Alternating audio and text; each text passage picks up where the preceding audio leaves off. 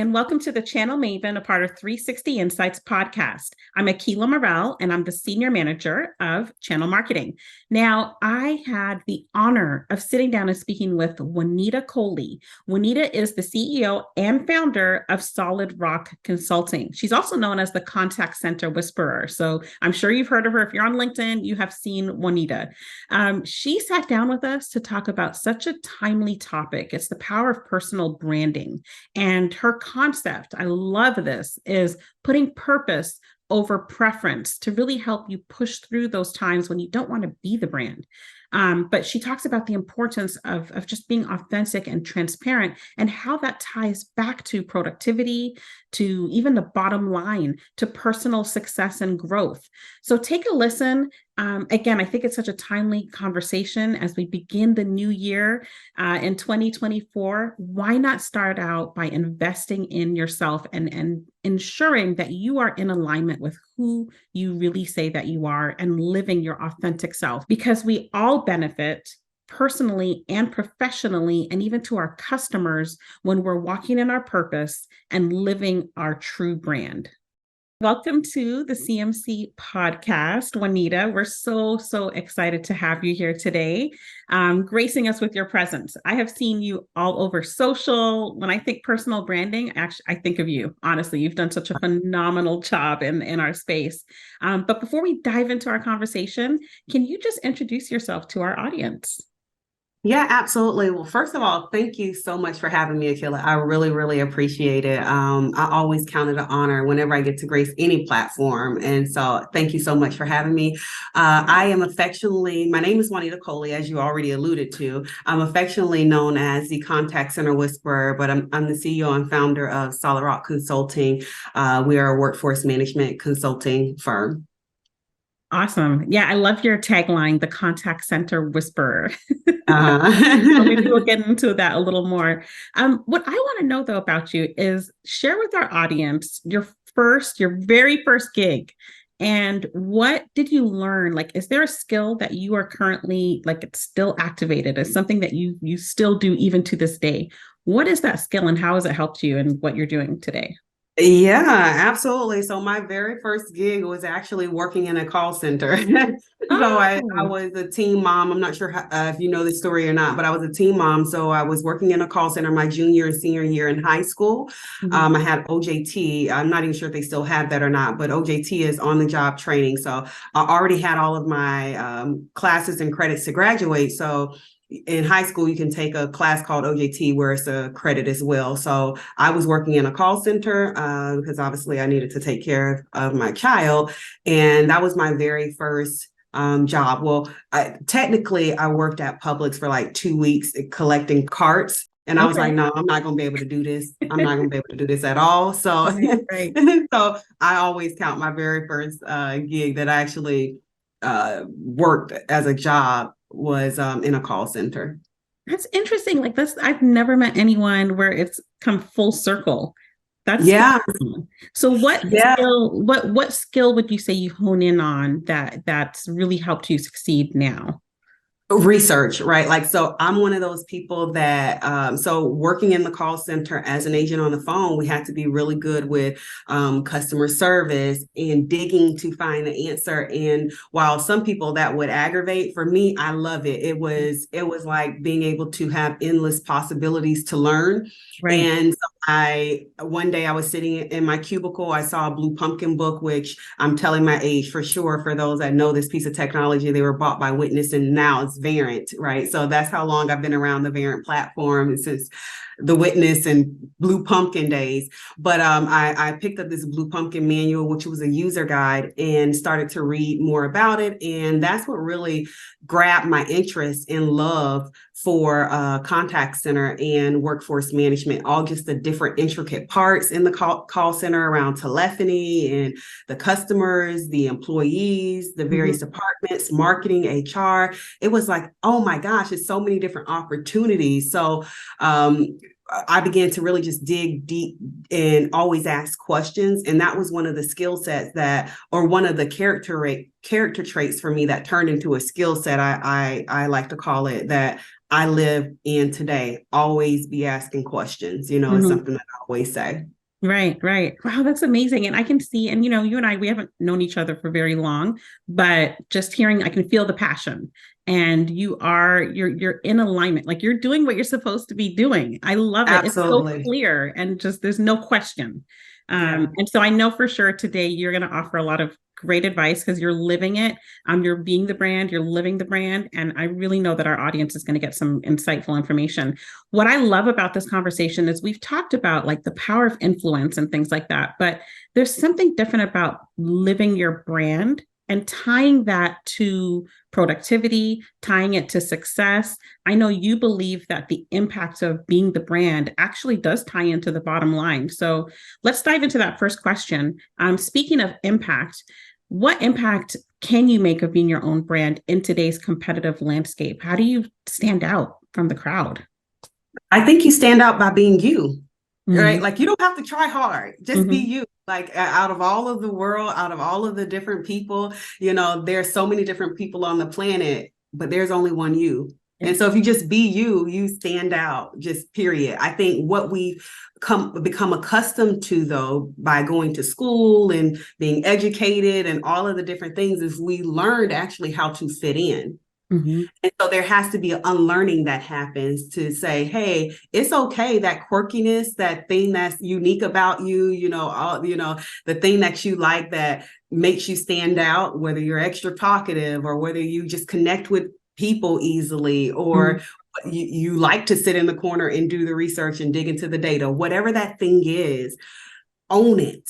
Yeah. We don't own our individuality. And so we assimilate. We really try to fit in because that's what society has taught us to do. That's what school has taught us to do. Walk in a straight line, hey, raise your hand, be quiet, be patient. It has taught us to fit in and be nice and normal and polite and all the things. And so we lose some of our individuality. I'm not saying those things aren't good, right? We should definitely be polite. We should, all those different things, be considerate of others, but it shouldn't come at the expense of burying your true, authentic individuality. Right. So what you're saying is you're silencing just by fitting in and fitting the mold and fitting everyone's expectations, we're silencing the very thing that can differentiate us. And absolutely. Yeah, exactly. We were raised that way though, like as you just said, it's interesting. It's completely opposite. So how would you say then it's a fine line. Like how do you then express your unique self? How do you bring your whole self, but still balance, right? Who you are and not lose that authenticity, but still make an impact. How do you go about doing that? Purpose, right? Like it's all about purpose. So once you find that thing that you were created to do and you find that reason why you were created or you exist, I think that's your balance. That's my guiding force for everything that I do. So I'm always, like I always have these creative or crazy ideas. I'm like, but what they got to do with the purpose, Right. What's the purpose here and why am I doing? Yes, that's fun. That's unique. And yeah, it'll make a big splash. Right. But what does that have to do with what we're doing, right? The purpose of, helping people understand workforce in a very simple way so that employees will have a great experience, so that customers will have a great experience, right? And so in everything that I do, whether it is in marketing initiatives, whether it is customers that I take on, because I don't take on every customer, right? I'm very selective in how I work with customers. And it's very driven based on purpose. Right. And that's actually, we're talking about personal branding, but really that's company branding. As a company as a whole, do you align with, your why, your strategy? And if you do, people feel it, just like I feel the connection with you. Like I love that there's no question on who you are, what you stand for, and what's passionate about you. And I think companies should absolutely strive for the same thing. People they'll want to do business with a company like yours. Partners should absolutely have the same approach in everything they do. Yeah. And when it comes to, personal branding and really leaning into who you are, your authentic self, again, like I said, it's purpose over pay. Right. I say that all the time. And of course, we need to get paid, right? We're not eating purpose, right? We're eating. Right. So we got to get paid. Right. But it's purpose over pay, because if you really focus on purpose, then pay is a byproduct. Mm-hmm. Pay is going to come. Mm-hmm. I don't chase pay, I chase purpose, and then pay is a byproduct of that. And so many times again, we're chasing, oh, is this going to be profitable? Is this a high position? And then we're miserable. And so now then we are assimilating and becoming all the same. And then we're not even making impact because we're miserable in what we're doing, Right. rather than, saying, you know what, I'm going to focus on purpose. And even though it may be hard, I may be a little timid, I may be a little fearful. Mm-hmm. I'll know that I'm in purpose, which means pay will be a byproduct of that. And it may not come tomorrow. Mm-hmm. Right. That's the other thing. It may not come tomorrow. You may have to perfect it and refine it and all those different things. And that's okay. Mm-hmm. But you're going to have a struggle either way. You're going to have a struggle with a lot of money, or you're going to have a struggle with no money. Pick a struggle, but you don't have one. So you might as well be in purpose. Right. Right. And I think this is so important. You're talking a lot about purpose. Now, what would you say, though, to the individual who doesn't really know their purpose? How do you begin? Like, because purpose is definitely directly correlated to your personal brand. Where do you start if you don't really know what that is? Try a lot of things, right? Try a lot of things, those things that, a lot of times we can't find purpose because we haven't tried anything. Mm-hmm. Right. We're like, I don't know what I'm good at. I don't know what I make the most impact at. I don't know. I can't remember the name of the book, and I hate that I'm spacing on this book because it's such a great book, but there's an intersection between purpose and passion. Mm-hmm. And, sometimes it's not always what you're passionate about, but it's something that you're super good at. Mm-hmm. You make really big impact there. So I'm really passionate about music and things like that, but I make very deep impact when it comes to contact center and making people's lives, processes and contact centers processes easier. That's where mm-hmm. I make deep impact. Mm-hmm. And so sometimes your passion and your purpose will cross, and sometimes it won't. And so I always tell people, try a lot of different things, find out where you make deep impact and what you actually, you like doing when you're doing that. Right, right. I love that advice. So don't be afraid to just try different things and then see what sticks, what connects with you the most. Mm-hmm. That's tough to do, though, for people like me personally, who you just don't want to fail. I don't want to fail, but I've learned as I've gotten older that, failure is necessary.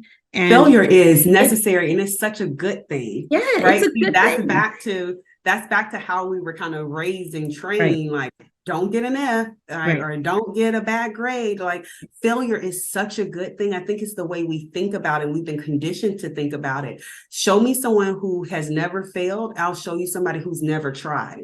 Right. So if you're not failing, are you even trying?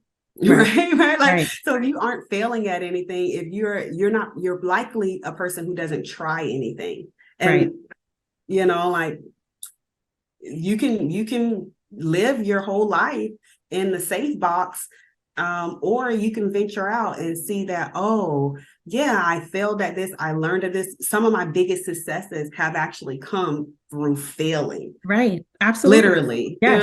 Yes. I wish I could communicate that to my children, because we're, the CEO of Girls Who Code, and I know this is not a podcast discussion about women in tech, but I can't help it. We're two women here and we're in tech, so why not? But, as girls, we've been raised to be perfect, and boys have been raised to be brave. And I think that's closely correlated to the statistic of we as women just don't feel like we have to be at 100%. If we don't check all 10 boxes, we're not going to go for it because we're afraid of failure, where men feel confident at 60%. If they're just checking those 10 boxes, 30%, maybe like it's good enough. They're good, and they're negotiating salaries and everything. So I feel like it really is all tied together. And now we have to be intentional about overcoming the old way, the old school thinking, right? And failure will get us to our purpose. I really believe it eventually leads us to our purpose. Yeah, absolutely. So what about authenticity and transparency? How does that relate to like business relationships? How does that help our customers, our partners trust us even more? So I have this saying, that I say, don't read between the lines with me. Stay on the lines. right? If you stay on the lines, you'll read the book just fine, right? It's we try to go in between the lines. And what I'm really communicating is I'm a very direct, I'm a very transparent person, probably to a fault, right? It's actually probably one of my like good and bad things is I can be too transparent, super transparent. And but I think what that does is that allows people to know what to expect. Don't have to guess. You don't have to be like, well, she said this, but I wonder, does she mean this? Like, don't between the lines, stay on the lines. And so then what I said is what I meant, and that's what I'm going to deliver. Right. And then I hold myself accountable to that. I hold my team accountable to those things, right? Because that's all we have in this world is our word. And if we don't live up to that, then what else do we have? If people can't trust you at face value, and I think we've gotten so far from those types of character traits like integrity, ethics, having good morals, that people just throw out any kind of thing, they say any kind of thing, and there's nothing to back it up. And so people are scared to do business with you because they're like, well, did you really save the company 10 million? I'm like, yeah, I did. I had these are the receipts, you know? So I think being transparent, being super authentic allows people to know what to expect. And they know, okay, when they say this particular thing, I can cash this check. It's not going to bounce. You know? No, that's powerful. And also I feel like you can portray that authenticity and transparency even on social. Like I've seen you are just, you're an influencer, right? I love that you bring your authentic self wherever you're traveling, you're all over the world, you're meeting with clients, but I feel like that's tied, those meaningful relationships that you've built, I personally feel like it has a lot to do with your personal brand. And so it does tie back to even creating demand, right? Just being you. I think that's really important. And then leveraging tools like LinkedIn, for example, to help communicate who you are and connect with those, other like-minded people. Would you agree with that? Absolutely. I think your greatest asset is people, the time that you invest in people, the time that you invest in relationships, that is your greatest asset, whether that is family, whether that's friends, whether that is business. You may put those people in different categories, but they're people nonetheless. And I think that's your greatest asset. And so being transparent about those relationships, whether it is working relationships and, hey, I'm traveling, I'm hanging out with this person, or, hey, I'm in the hospital with my daughter and for the second time this year, like all those different types of relationships allow people to know that they're connecting with a human being, that they will then choose to do business with at some point in time. Exactly. And I always say this. I know folks are probably tired of hearing me say this, but people do business with people. They're not doing business with the logo. So we may as well as individuals invest in being who we really are, because that's what's going to win them over at the end of the day. I don't care who you are. It's that human interaction, right? So have you ever, when we talk about, I know in marketing, we talk about cold calling and outreach, but really the ideal situation is incoming leads, right? As it relates to personal branding, do you feel like there's some similarity where you're not the one that is necessarily hunting all the time now? You have people who are actually just coming to you just because of who you are and because of what you represent. Absolutely. Like, so, before that's probably primarily been our lead source, right? Is referrals, and people have come to us just because of, who we are and personal brand and our reputation in the industry.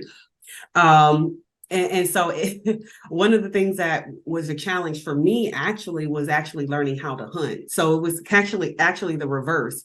Right. So our brand kind of superseded the traditional, we're going to do cold dialing and lead gen.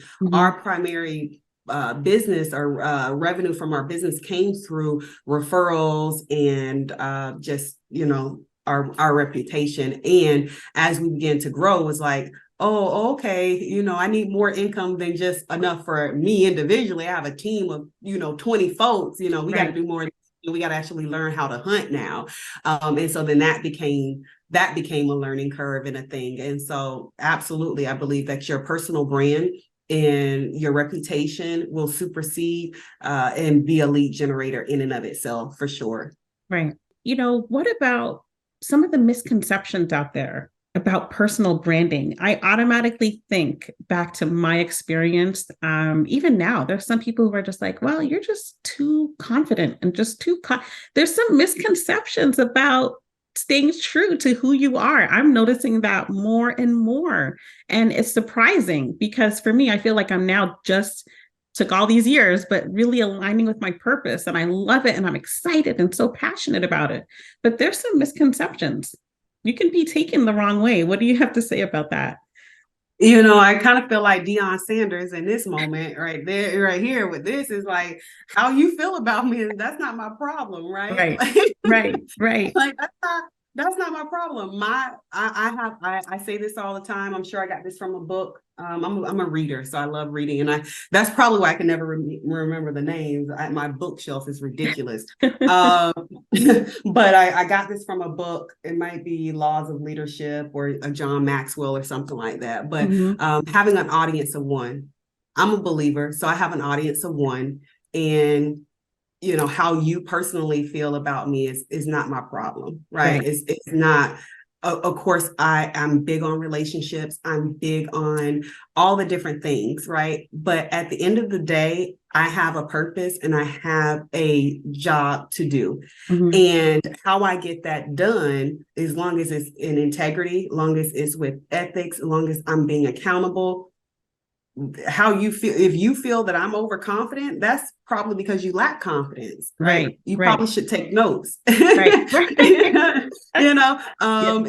you're upset because you see me on your timeline too much, mute me, unfollow me. That's not, you're probably not my audience in the first place. So again, I think we give too much thought, again, because we were taught to fit in. We were taught to, say all the right things. I'm going to get it wrong. I'm human. Right. And when I get it wrong, I'm going to apologize. I'm going to be accountable. And that's that.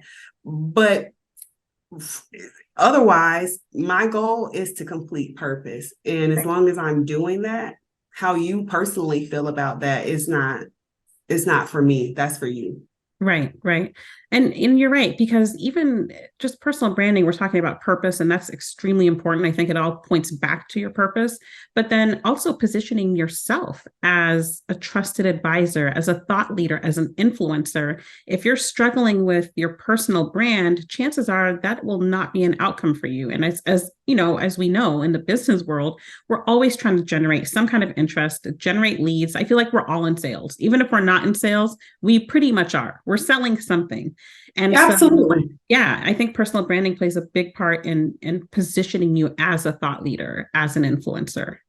Yeah, your whole goal, is to be able to move people from or be able to convey ideas, right? Convey concepts, influence people, and to be able to move to a desired result. And so you're doing that, whether, again, like you said, whether you're in sales or not, whether you're interviewing, whether you're on a job right now, you have a whole full-time job.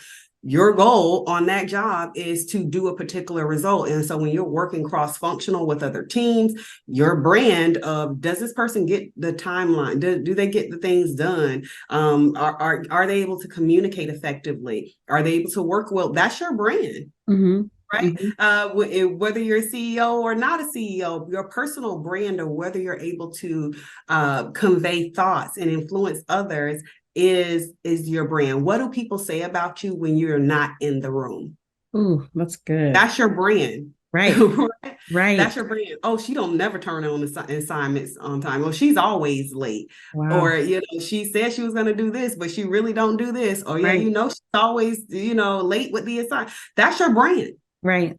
Versus, oh yeah, she's she's very knowledgeable. She's been able to help me with it. That's your brand. So whether you're in sales or not, what people say about you when you are not in the room, how people are able to advocate for you when you're not in the room is your brand. And it's ultimately going to be able to help you or hinder you in meeting your end goal. Powerful. Like, that's it. That is so powerful for two reasons. So for the folks in the audience who may not just, they're still, and maybe we, obviously we're multi-generational. We have some people who are just starting in their career and maybe they don't understand yet their purpose and their brand. What you just said is so impactful. What do people say about you? And I highly encourage people, even my mentees, I'm saying, ask the 3 people who know you well and 3 people who don't really know you well, but maybe work with you. Ask them, what is one word that comes to mind when they think of you? That can help you actually maybe not walk in your purpose, but understand who you are. Because some people do struggle with that. I did for years. Absolutely. And someone's going to say, well, did you just say you don't care about what people say about you? I don't care as it relates to how it's going to impact or affect me completing my purpose. Right. But people's truth or their perception is true. Right. So how to them, right, their perception is what creates reality for them. And so, like you said, ask 3 people who know you well and 3 people who don't know you well, what your strengths are and what you're good at and all of those different things.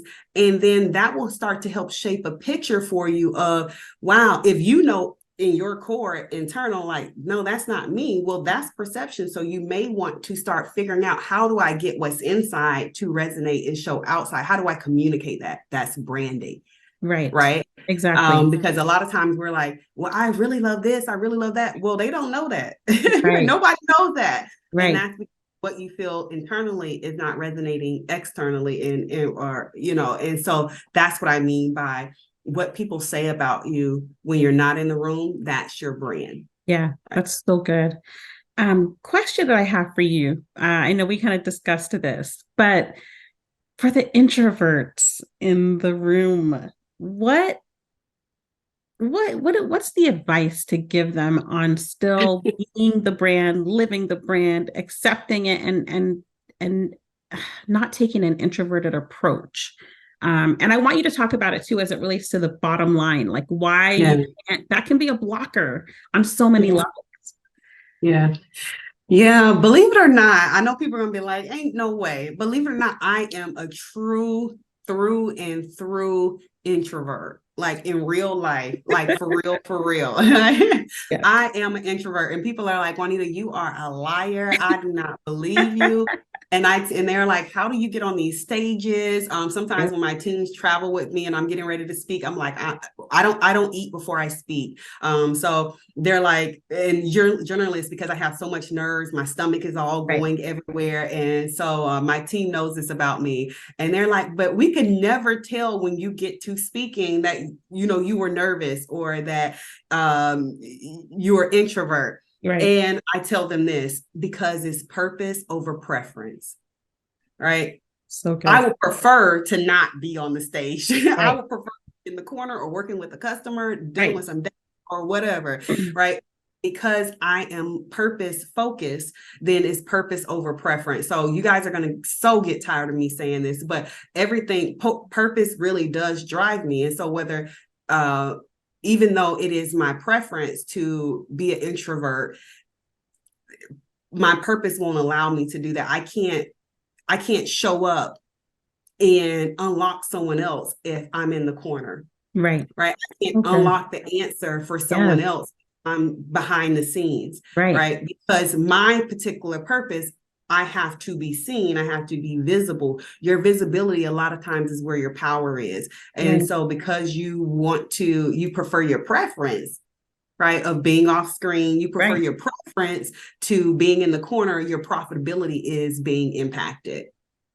And so if you want, you can have preference or you can be profitable. Which one you want? I love it. Purpose over preference. That's it. Absolutely. I just identified 100% with you. Everything that you just said. That just helped me too. Just kind of gave me a boost because you are 100% correct. It's so many times I'm like, I don't want to do this. I don't want to do this video. I don't want to go speak here. I don't want to do this. And in my head, my other Juanita, stand up and be like, so you gonna miss out on the opportunity to impact or pour into somebody because you don't want to? Okay. Right. All right. So now when your sales numbers looking crazy next quarter, don't say nothing. Right. Okay. Right. Seems Then like you I'd were, be like, all right. yeah, yeah, No, yeah.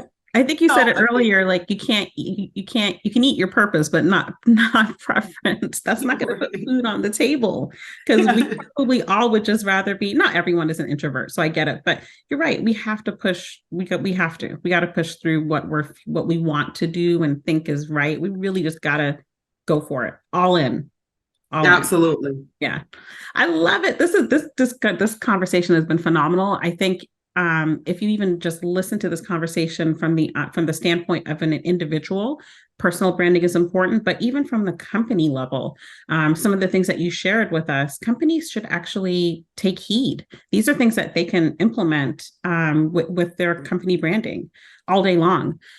Anything else? Any parting words for our audience as it relates to branding, being the brand, living the brand? Again, like I said, hopefully something I said resonated with the audience. But again, for me, it's always going to be purpose over preference, and I think wherever you are in your journey, whether, like you said, there are lots of different generations that are probably listening in, whether you are new in your career, whether you are business owner that's struggling with, lead gen or branding, I think that you're always creating a brand, whether you are doing it intentionally or not. Mm-hmm. You are always creating a brand, because your Right. brand, what do people say about you when you leave the room? And if no one's saying anything about you because they don't know you, right? Yeah. Then they feel that's what they're saying about you when they leave the room. You were just as easily as you walked in the room and you walked out the room, you were forgotten. And Right. so one of my goals is, when I walk into a room, when I leave that room, my presence should have been felt. So People good. should remember me. Yes. They should remember, I remember the day I met Juanita. I remember the day I encountered her, because her presence made that much of an impact in my life. That's the brand. Right. And so wherever you are in your career or in your life, I want you to be thinking about brand and from that lens. What are people saying about me when I walk in the room or when I walk out of the room? And if I walk out of the room and no one knows that I was even there, that's probably a problem. Right. So good. There's nothing I can add to it, but just thank you for being you. At the beginning of this conversation, that's what you talked about. That's pretty much your superpower, is just being who you really are, because what you've offered our audience today is it's priceless. This is definitely a conversation that people will remember. And I just appreciate your authenticity and just sharing your experience with us. We really appreciate you stopping by. Thank you so much for having me anytime, and I enjoyed being here. Awesome. Thank you.